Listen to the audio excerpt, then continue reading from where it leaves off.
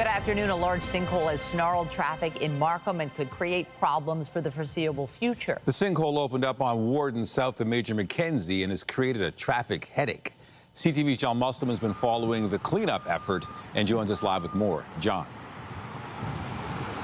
Well, Nathan, we can tell you that there has been Works Department staff on scene taking a look at what this is all about. We'll just show you here. You can see the roadway right in the middle where it's sort of buckled. That's the issue here. And on the west side of that buckling, there's a fairly substantial hole in the road. So it's been shut off. It's just not safe for traffic in this area. Now, police were called to this area overnight when this was first discovered, so they've had to close off the road as a safety precaution. We've reached out to the Works Department in Markham to find out, how this happened, what will happen next, and how long it will take to repair this situation. But at this point, it could be a while. They've got the road taped off at Major Mac and then about 500 meters down Warden south on Warden. This is a large, busy area of traffic, almost like a highway area, but Warden is a major thoroughfare, so this could be an issue for people heading home from work. They'll have to avoid this area until they can figure out what they're going to do here and how long it will take. But from just what we're seeing, this looks like it could be an extensive amount of work taking place here today.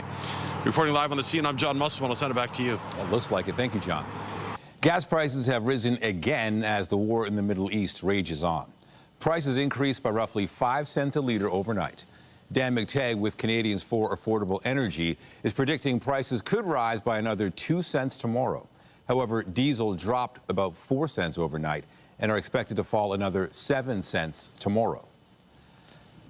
Still to come, the latest on the situation on the ground in the Middle East. We'll have more on an address by U.S. President Donald Trump this evening about the future of the war a little later in the newscast. Police have arrested a suspect in connection with an arson investigation at the University of Toronto. 27-year-old Omari Douglas is charged with arson, mischief over $5,000, and failing to comply with a probation order. He is accused of setting a vehicle on fire at St. George campus early yesterday morning. The vehicle suffering significant damage, but no injuries were reported. Lawyers are continuing their final submissions today in the sexual assault trial of billionaire businessman Frank Stronach. Yesterday, Stronach's lawyer argued his accusers lied and in some cases fabricated their accounts. Crown prosecutors say any inconsistencies in the complainant's testimony does not affect the core of their allegations. At the start of the trial, Stronach pleaded not guilty to 12 charges related to 7 complainants. Over the course of the trial, prosecutors have dropped the number of charges, meaning Stronach is now only facing 5 charges in relation to 3 complainants. In another legal matter, prosecutors are set to argue today that a judge made the wrong decision by granting bail to a Thornhill lawyer accused of advising the murder of a federal witness. Lawyers are asking the Court of Appeal to order that Deepak Paradkar be detained until his extradition hearing. In documents filed in February, the Crown says the appeals court intervention is necessary to salvage the public's confidence in the administration of justice. Paradkar was arrested as part of an FBI investigation into former Canadian Olympic snowboarder and alleged drug kingpin Ryan Wedding. A rally is being held outside the office of the Chief Medical Officer of Ontario this hour. Demonstrators are protesting the closure of supervised consumption sites. The province is replacing with facilities called heart hubs. CTV Jon Woodward has been following the rally and joins us with more. John. Yeah, Nathan, I'm standing here on University Avenue, and you can see behind me a group of people just gearing up to start that rally where they say they will be reading the names of people who've died from overdoses from the toxic drug supply, as well as mourning the loss of the supervised consumption sites. Since last April, 14 of them have closed across Ontario, with more slated to close. As you said, the Ford government plans to replace them with heart hubs. Here's what one of them had to say earlier today. We all know so many people who have died. Part of what we're here to do today is to commemorate the people that we've lost, and we will be saying their names out loud. You will hear a large number of names of people that we have lost to the toxic drug supply crisis. Last week, we learned a new figures highlighted by researchers that increased paramedics' calls for overdoses since those sites shut down. Emergency room visits that had been on their way down by 47%, now up 67%. Meanwhile, opioid-related deaths, as counted by Ontario's coroner, were at 108 in April 2025. That had risen in October 2025 to 129, with researchers telling us at the time that they were trending in the wrong direction. Now, the Ontario government says it's building a system without supervised consumption sites called heart hubs, saying the total number of people dying from addictions, of opioid fatalities is on its way down. And here's a quote from them saying, instead of giving people tools to use harmful illegal drugs, our government is helping people break the tragic cycle of drug addiction by making record investments in more mental health and wraparound supports. So the people here at this rally say that whatever those harm reductions are doing, they say they are missing that key ingredient of keeping people alive, preventing people from dying of overdoses until they are able to seek other help. Reporting live from University Avenue, I'm Jon Woodward. Michelle, back to you. Thank you, John. Minimum wage earners in Ontario will get a raise in October, but advocates say the hourly rate will remain far lower than what is needed to live in the GTA. Ontario's minimum wage is set to rise to $17.95 per hour on October 1st, which is an increase of 35 cents. That equates to an extra $728 a year for someone who makes minimum wage and works 40 hours a week. The province boosts the wage annually based on inflation. However, the Ontario Living Wage Network says a living wage for the GTA would be $27.20 per hour. Time for a first look at the forecast as we take a live look at the city this afternoon. Noticeably cooler out there, but the trade-off is dry conditions, maybe even some sunshine. Not seeing much in the skyline at this hour. Lindsay, is it coming? We hope so, Michelle. We're crossing our fingers because that would make for a nice afternoon tonight with seasonal temperatures. Yeah, not as warm as the last couple of days, but you hit the nail on the head. It is dry for this afternoon. We're at 2 degrees right now. There is a bit of a wind chill factor. It feels like -4.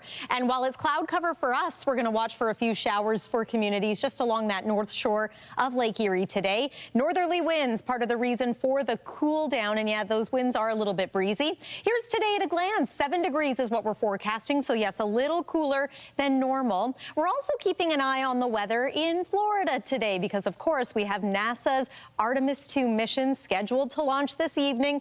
Weather conditions look pretty good in my opinion, but there's a whole lot more on this news story coming up throughout the newscast. And of course, we will have your weather for a little closer to home coming up as well. For now, Nathan, sending it over to you. Thank you, Lindsay. Canada will be facing Bosnia-Herzegovina in its World Cup opener after the Balkan nation stunned Italy in their qualifying match. Can send Bosnia and Herzegovina to the World Cup. And he does! It got underneath Donnarumma. The Italian curse continues. Bosnia and Herzegovina will play in the FIFA World Cup. Bosnia-Herzegovina beat Italy on penalty kicks to earn their spot in the World Cup's main draw. They'll play Canada in the first match at BMO Field, which will be called Toronto Stadium during the tournament on June 12th. Meanwhile, resale tickets for the match between Canada and Bosnia-Herzegovina will come at a steep cost. The cheapest tickets are currently going for nearly $2,000. FIFA's official resale marketplace has been closed since February 22nd and will not reopen until tomorrow. That means secondary ticket platforms are currently the only option for fans trying to go to the game.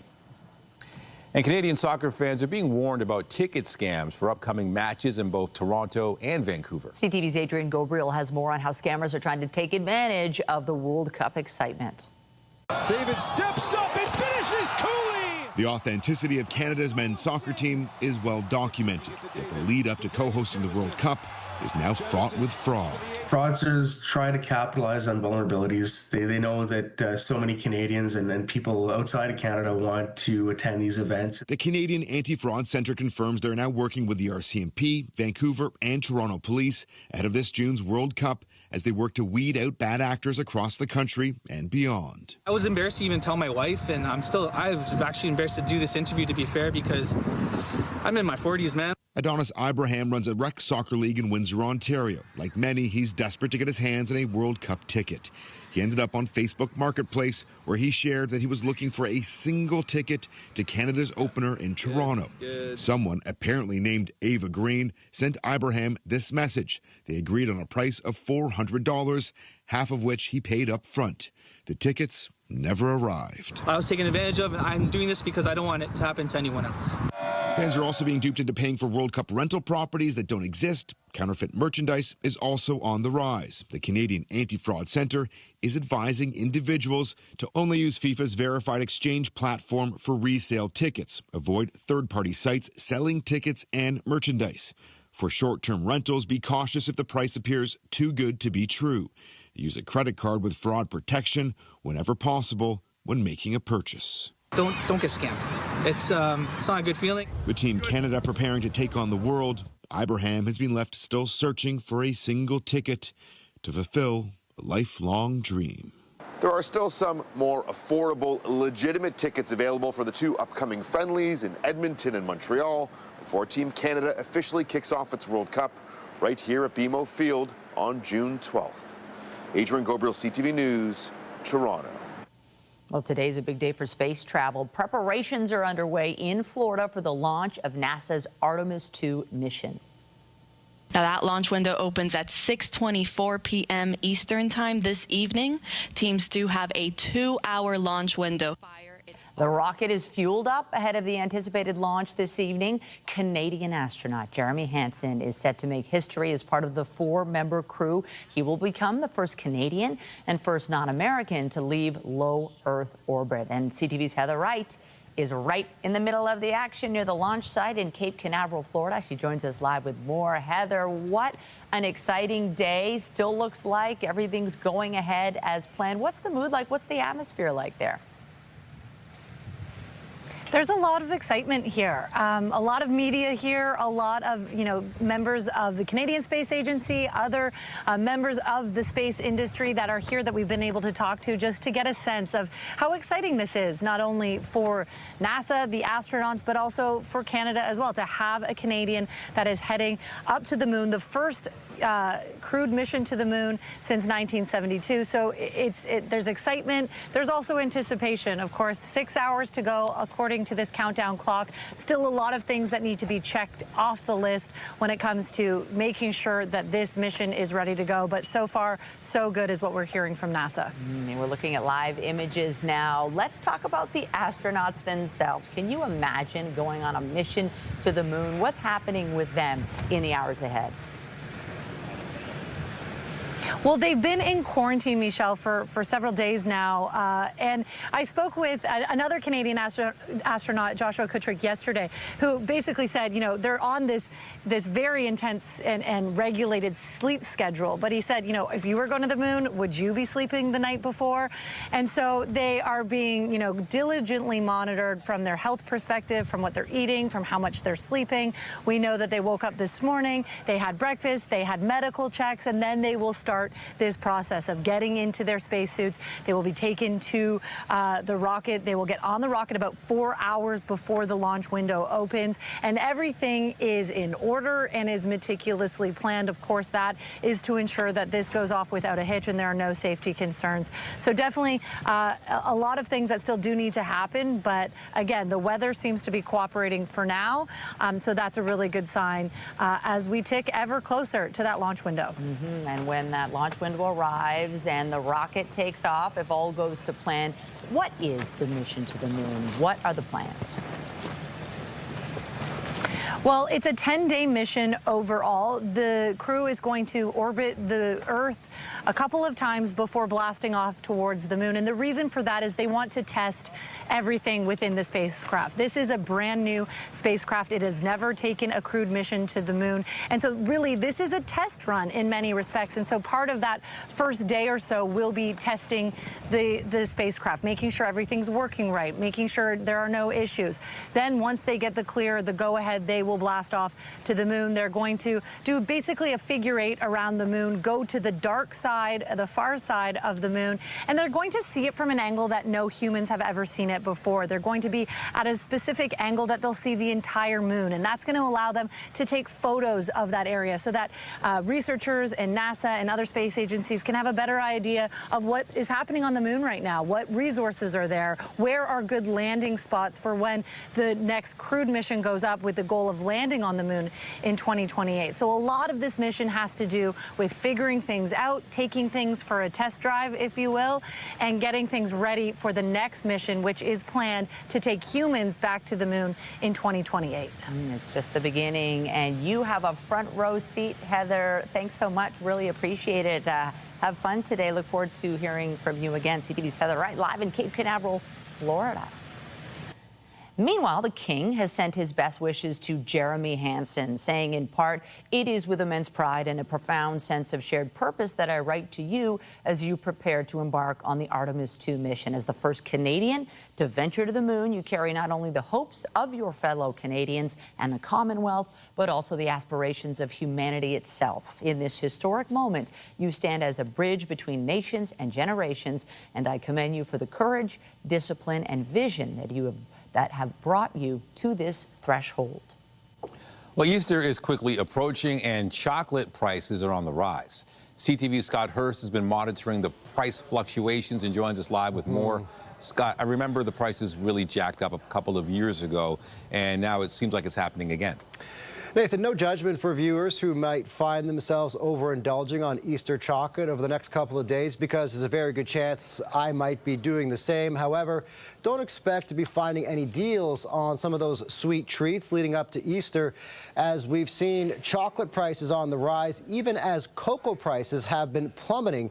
We'll get to an explanation in just a minute, but first, the price you pay, specifically chocolate prices, are up compared to this time last year, roughly 15% on average.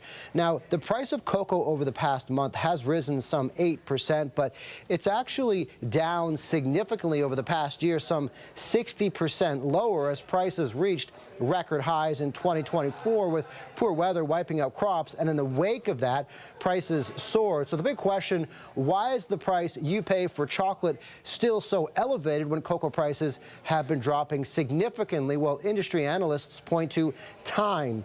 Easter chocolate in stores today, the rows upon rows of Easter eggs and chocolate bunnies were produced months ago, so inventory is still priced to cover those higher costs. Now, small producers say they're doing their best not to cut corners on quality.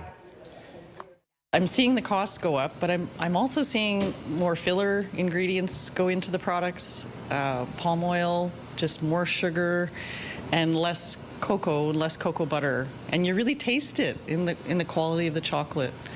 So that's something we've tried to avoid here. You know, every day I make a decision. Do I continue to use a top quality product? And for me, the answer is yes, absolutely.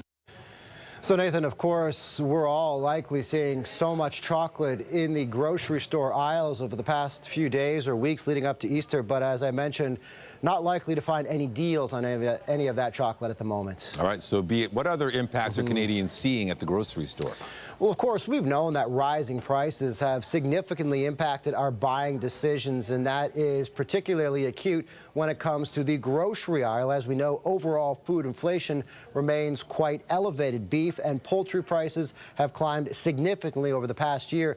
And of course, right now, there are fears of inflation spiking yet again due to the war in Iran. We've already seen the immediate impact on the price of gas directly hitting our wallets already. So if you're gathering for Easter or gathering for Passover, no doubt a lot of people, Nathan, will be noticing just how much more they'll have to pay to travel and how much more they'll have to pay to entertain and put on a holiday spread for friends and family, Nathan. All right, good to know. CTV's Scott Hurst in the CTV National Newsroom. Thank you. Thanks, Nathan. The federal government will refund passport fees to applicants if processing times exceed 30 business days under a new service guarantee. The policy, announced earlier this week, takes effect today. The clock will start when a complete application is received and when the passport is printed and verified. Mailing time is not included. The guarantee does not apply in all cases, excluding some administrative services or urgent applications. The federal government's Buy Canadian policy has been flagged in a U.S. government report as a significant barrier to American exports. The policy was put in place to ensure Canadian bids are prioritized in government contracts worth $25 million or more. The new report from the Office of the U.S. Trade Representative also identified several other trade irritants between Canada and the U.S. For more on the report, we're joined live by CTV's Annie Bergeron-Oliver in Ottawa. So, Annie, what are the other so-called trade irritants highlighted in this report? Hi, Nathan. Well, there are a number of trade irritants that are highlighted in this report. It talks about supply management and how tariffs on dairy can make it very difficult and challenging for American dairy producers to get their products into Canada. It talks about the fact that they'd like more energy from Alberta specifically to get to Montana. It talks about the Online Streaming Act, how it prioritizes Canadian content, but also puts taxes that have to be paid by Americans. But really the big part here is the Buy Canadian policy, as you talked about in your opening remarks. It says that this policy is unfair to American businesses, that American businesses have concerns about it being far more challenging to bid and potentially get accepted for bids on Canadian contracts. And that's because, as you mentioned, this Buy Canadian policy that's been in place since 2025 was basically, it mandates the federal government departments, crown corporations, and the Defense Department to prioritize and use Canadian steel, aluminum, and wood in major contracts worth $25 million and more. And what's interesting here, though, Nathan, is that this was done really because Carney said that the Canadian industries needed support because they were being really hard hit by American tariffs. And the changes are really kind of specific towards steel, aluminum, and wood. That's where the Buy Canadian policies really focus on. The Americans have had Buy America policies since the Joe Biden administration, but their Buy America policies are much wider than the Canadian ones are. But they still have the same policies, yet for some reason it seems like they're very unhappy that Canada has issued a mandate to, have their own Buy Canadian policies. Also, beer and wine are back in the headlines. What's happening there? So this was another so-called trade irritant that was highlighted in this report, which was for Congress and for the U.S. president. They say that since many retailers in Canada, most provinces, in fact, including the LCBO, are no longer selling American goods, that this is hampering the ability of American beer, wine, and spirits to be imported into Canada. They say that this is an unfair practice, and the Americans want this practice ended immediately, and they want all American beer, wine, and spirits back on the shelves in Canada. Again, this is actually something that's happening in most provinces. Alberta and Saskatchewan have not stopped selling American booze, but, in the LCBO, for example, normally they purchase about $1 billion annually worth of American booze, and that is not happening. In Ontario, Doug Ford said this decision back in March 2025 was a way to push back against America for their strong tariffs that were hurting Canadian workers and Canadian industries. He said this was, again, a way to prop up the Canadian economy, prop up Canadian businesses, and to kind of show the Americans that Ontario wanted to push back. Again, this is another so-called trade irritant by the Americans. They say that this policy needs to be over, and they want to see American booze on the shelves across Canada immediately and permanently, Nathan. All right, we'll see. CTV's Annie Bergeron-Oliver in Ottawa. Thank you. Thank you. U.S. President Donald Trump says his new Iranian counterpart has asked for a ceasefire in the ongoing war between the two nations and Israel. This comes as Trump is said to address the U.S. tonight after previously signaling an end to the conflict was in sight. I would say that within 2 weeks, maybe 3, we're hitting them very hard. The Trump says the U.S. could leave the conflict even if there's no deal to reopen the Strait of Hormuz. He says responsibility for the key shipping route could shift to countries that rely on it for oil. Yesterday, Trump expressed frustration with allies who he says have been unwilling to do more to support the U.S. war effort, telling them to go get your own oil. Multiple buildings were hit by airstrikes in the Iranian capital of Tehran today. Several people were injured, but there have been no reports of fatalities. U.S. and Israeli officials say airstrikes have also been targeting steel complexes in central and southwestern Iran. Meanwhile, Iran attacked a fully loaded Kuwaiti oil tanker, which was anchored at a port in Dubai. Authorities in Dubai say the tanker was struck by a drone, sparking a fire on board. However, all 24 crew members were not injured. Meanwhile, British Prime Minister Keir Starmer has pushed back against Trump's criticism of NATO as he tries to ease concerns over rising energy costs. This is not our war. We will not be drawn into the conflict. That is not in our national interest. And the most effective way we can support the cost of living in Britain is to push for de-escalation in the Middle East. Your wages. Starmer says the UK will host a summit on the Strait of Hormuz. He says Britain is fully committed to NATO, calling it the single most effective military alliance the world has ever seen. In Japan, April 1st kicks off a time widely regarded as a fresh start. And 5 new recruits took part in a unique welcoming ceremony at an aquarium in the city of Toba. They dressed in business suits and carried oxygen tanks, and they joined fish and coral in one of the tanks. The group received letters of appointment, and they will soon begin work as aquarium keepers.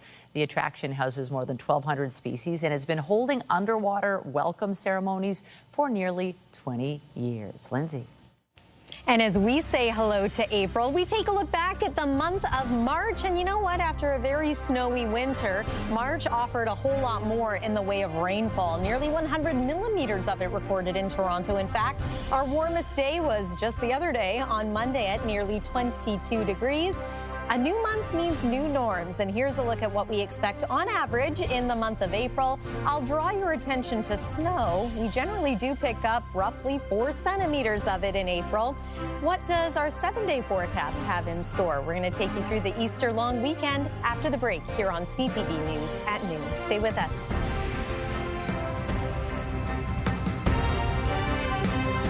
When you see it happen, send it to CTV News. Text 10400 from your screen to ours.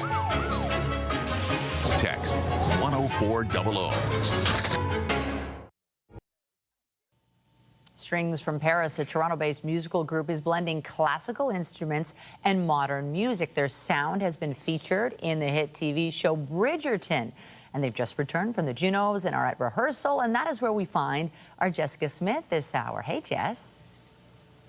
Hey, Michelle. It is the perfect blend of your favorite songs and classical instruments. And I have to say, I'm a big fan of this group. And they just got back from the Junos. And if you've watched Bridgerton, which I feel like most people have at this point, you've heard at least some of their music. And I want to introduce you to the band Strings from Paris. I'm going to start with Miss Madeline. I want to ask you, what was it like, you know, coming off of Bridgerton, heading into the Junos, and getting to kind of share what you guys love with so many people? Oh my gosh, it's been absolutely amazing. We love Bridgerton. Shout out to Justin Camps, the music supervisor, and to Melissa Cameron Passley, who put this all together for us, got us the opportunity. But yeah, just playing on the Juno stage with the Beaches was absolutely amazing. And, you know, Aaron getting his award for Lotus Land, the Instrumental Album of the Year, which we all played on as well. It's been amazing. Oh, Aaron over here, kind of the mastermind behind this group. Talk to me about why you wanted to have this blend of classical, you know, instruments and modern music, and from 2022, 23, when you guys started all this to now, just how much you've grown. Yeah, I mean, we all started this because we noticed something wrong with the classical world, and that it holds on to tradition very tightly and pushes away young audiences and young students. So we wanted to create a space where classical music could coincide and evolve with modern styles.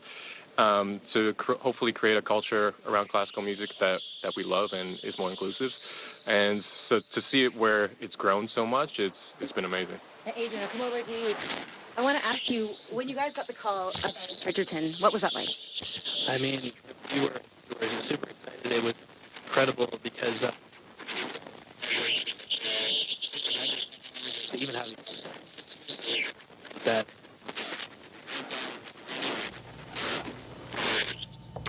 All right, few audio issues there. So frustrating, especially on a music story. I was but trying to figure, is that the strings? But it was our microphones messing things up. they sound way better than that. Yes, that's for sure. All right, so of course it's the first of the month, and generally speaking, things are getting better. I think we're singing songs of spring now. A new month, turning the page on the calendar, a little sunshine hopefully peeking out to go along with it. Yeah, we're working on it. I don't know if this forecast is going to be music to our ears. However, I will assure you there are no April Fool's jokes in this forecast either. We're just going to tell it how it is. And yes, today we hope to see a little bit of sun. It is a cooler day compared to the last couple. Tomorrow, even cooler, but hey, Friday, we're back up around 20 degrees.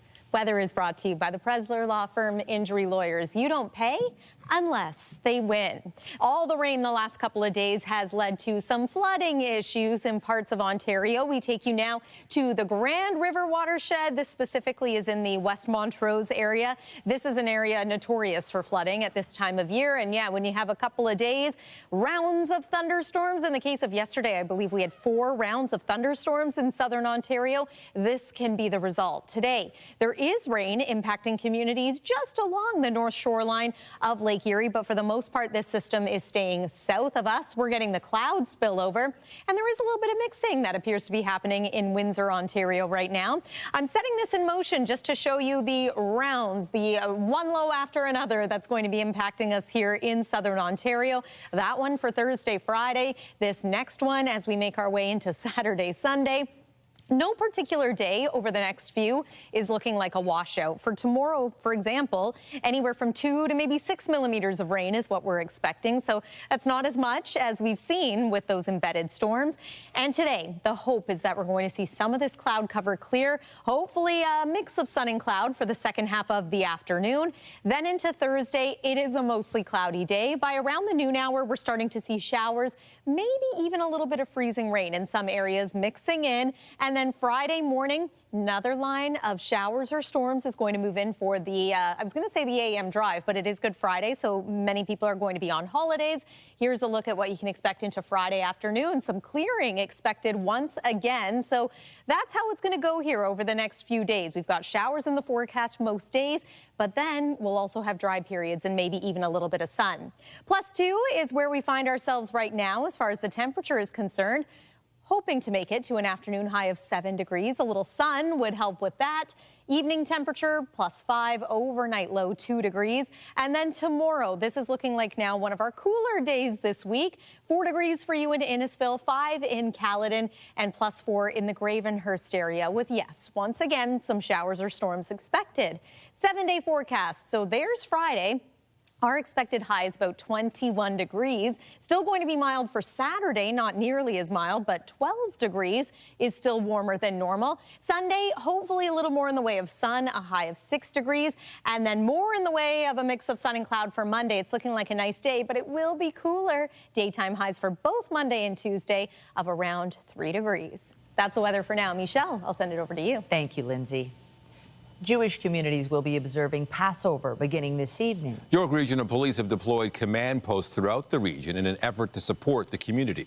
CB24's Beatrice Vaisman joins us live now with more details on this. Beatrice. Nathan, Michelle, good afternoon. This comes about a month after 3 synagogues, 2 in Toronto, 1 here in Thornhill, just a stone's throw away here from the Garnet A. Williams Community Centre, where I'm standing at Clark and Bathurst, were shot at, really, in the middle of the night. Thankfully, no one was injured, but it caused kind of a heightened sense of urgency when it comes to making sure that Jewish community members feel safe. And so that's why, starting today, right through the end of Passover on April 9th, York Regional Police are stepping up their patrols, and they'll also have command posts stationed at various community centers, places of worship and the like throughout the next 8 days in hopes of making people not only feel safer, but to be an outlet for members of the community to come to have conversations with these officers at command posts to share their concerns. If they saw something, to share that with police. And really, not only is it an exchange of information, but it's also an exchange of trust, because when community members have a trusting relationship with police, they're more likely to report any crimes or mishaps they might see, and vice versa. Police want community members to know that they are there for their needs at times of need, especially when we've seen the rise of anti-Semitism happening right across not only Thornhill, Toronto, across the entire country over the course of the last several years. So I've been talking to community members here in Thornhill about how they're feeling and if they feel safer with a boosted police presence. And so here's a bit of what I heard. Definitely much safer for obvious reasons. If there aren't the police presence here, then we're more at risk. The shots that happened, as you know, happened in the middle of the night, so clearly it's people who do have some fear, and so hopefully police presence will help keep them away and keep everybody safe. And so that's just a bit of what I've heard. I mean, I went over to a grocery store a few feet away from where I'm standing right now, talking to shoppers who are shopping for their first Passover Seder tonight. All of them telling me unequivocally they do feel safer by seeing more police officers, more patrols in the area.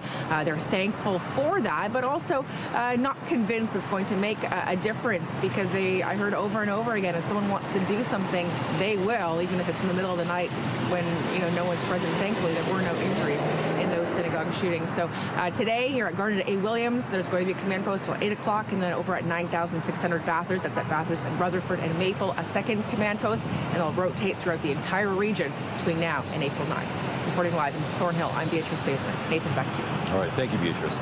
Still to come, the Blue Jays wrap up their series with the Colorado Rockies this afternoon. We'll have a preview when we come back.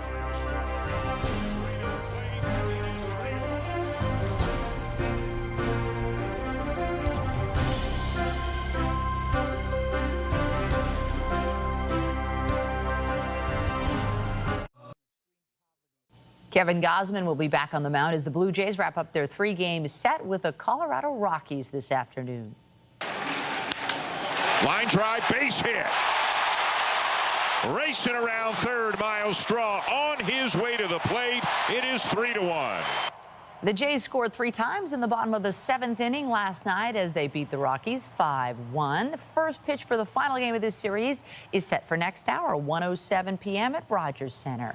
Meanwhile, the Jays will be without starter Cody Ponce for a significant amount of time. He sprained the ACL in his right knee on Monday. Ponce was making his first MLB start since 2021 when he injured his knee attempting to field a ground ball. The team has placed him on a 15-day injured list, but there is no clear timetable for his return. The Raptors slipped to 6th place in the Eastern Conference, but hope to bounce back tonight when they host the Sacramento Kings. Ingram has it on top. Little show and go move and a fall away, and he fills it up. The team's coming off a 127-116 loss to the Detroit Pistons last night. Tip-off for tonight's game against the Kings is set for just after 8 at Scotiabank Arena. The Scepters will be fighting for a playoff spot when they face off with the Ottawa Charge tonight. Fast. Walks the line. Top of the circle. Off the pad. Another chance. Turnbull. Toronto scores!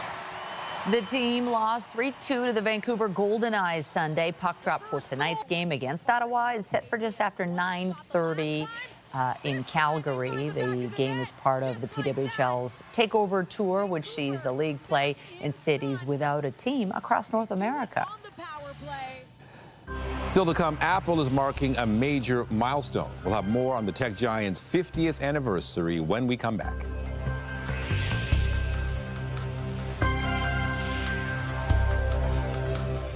Get Toronto's top stories, breaking news alerts, and watch live. Download the CTV News app.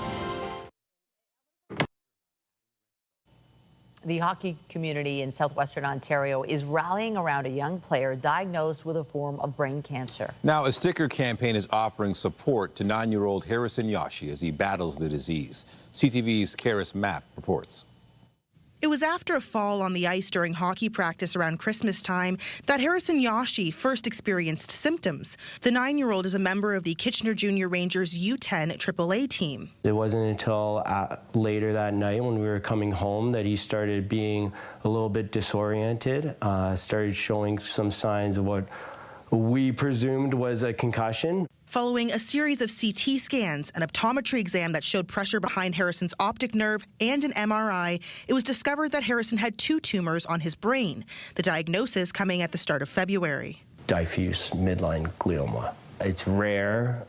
He has an aggressive mutation. Harrison recently completed 30 days of radiation, keeping the same enthusiasm he brought to the ice into treatment. He wore a very brave face. Which, as parents, we struggle doing that. The impact of Harrison's journey is being felt across the community and much of southwestern Ontario thanks to a sticker campaign that launched right here at McPhail's in Uptown Waterloo. Jordan Bonneville has known Cody since the two went to high school and played hockey together. He had an idea of putting Harrison's name on some Kitchener Rangers stickers and some Waterloo Wolf stickers. From that point on, we started printing the stickers nonstop for weeks at a time.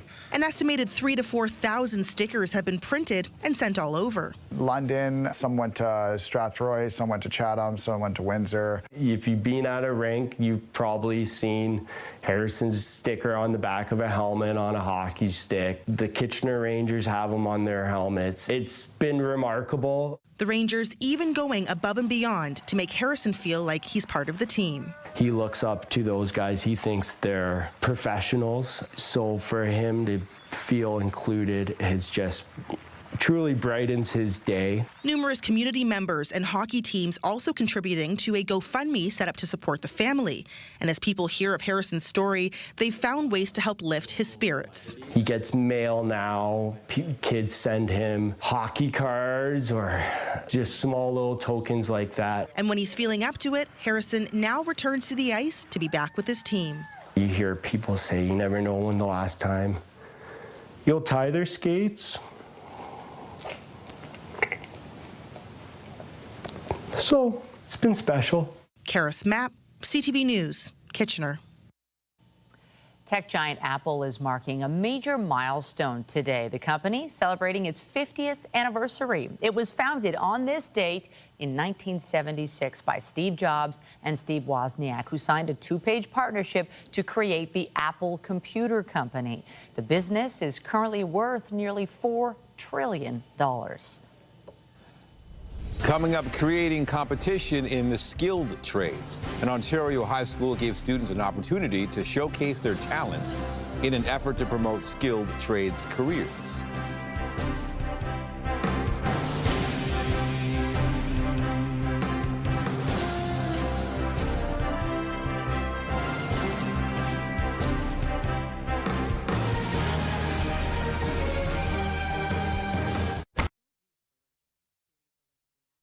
Promoting skilled trades through competition. A high school in southwestern Ontario gave students a chance to showcase their skills. All part of an effort to promote careers in the field, which will soon be in high demand. CTV's Scott Miller reports.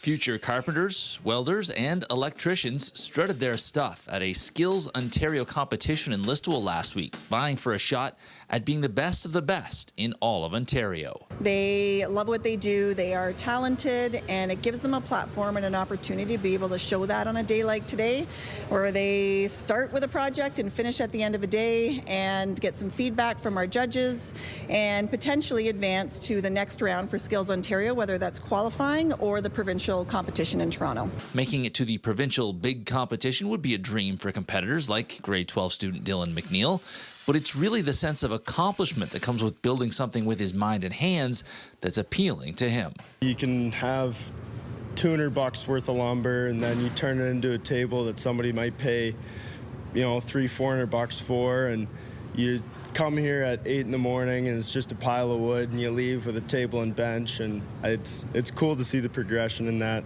short time. 700,000 of Canada's 4 million skilled tradespeople will retire in the next 2 years. 100,000 of those will be required in Ontario alone, just in the construction industry. For years, skilled trades simply wasn't cool at school, but that is slowly changing. I think about 3 years ago we started it and we had maybe 4 people, 6 people competing. Today, I think we're around the 10 to 12 people, and I'm just hearing students in the halls, how do we get to be a part of this next year? I'm like, this is exactly what we're hoping for, right? So it's going to keep growing. Treating the skilled trades like a sport or competition does help entice some high schoolers to take the leap as well, says Froud, who is already planning for next year's Huron Perth Skills Ontario competition. You can do it in school that's not like normal schoolwork, and you have a lot of uses for it out there in the world. It does give them connections and network with people where potentially when they leave high school or even summer job or through an apprenticeship through OYAP, that's an opportunity where they've met someone, they've made a connection, they've shown how skilled they are in an area, and then potentially that could lead to something further down the line. In Listowel, Scott Miller, CTV News. Meanwhile, some people with some serious skills are preparing for an out-of-this-world mission. This is a live shot of the Artemis II rocket. The countdown is on 5 hours, 25 minutes till that launch window opens. Yeah, the big question, Mother Nature, or is Mother Nature on board? Yeah, I mean, I think there's a few factors that could determine whether or not this launch happens, but weather, of course, is a big one. So what we do know is that they've been saying, 80% likelihood of favorable conditions, 20% chance of perhaps some cumulus clouds or showers. So Florida right now at this time of year starting to heat up. There is an east wind blowing off the ocean, so that could create some cumulus clouds. And the big threat there is the possible development of lightning. That is the biggest concern. But here we see that conditions are looking pretty good into the evening in Cape Canaveral. So fingers crossed that we are able to witness this launch tonight. I know there's a 2-hour window of opportunity, I believe, for tonight. Bringing it back a little closer to home, here overnight tonight, we drop to a low of about 2 degrees. Tomorrow's high is +5. We've got a little more in the way of rain in the forecast for tomorrow. It arrives midday. Chance of a bit of mixing in some areas too.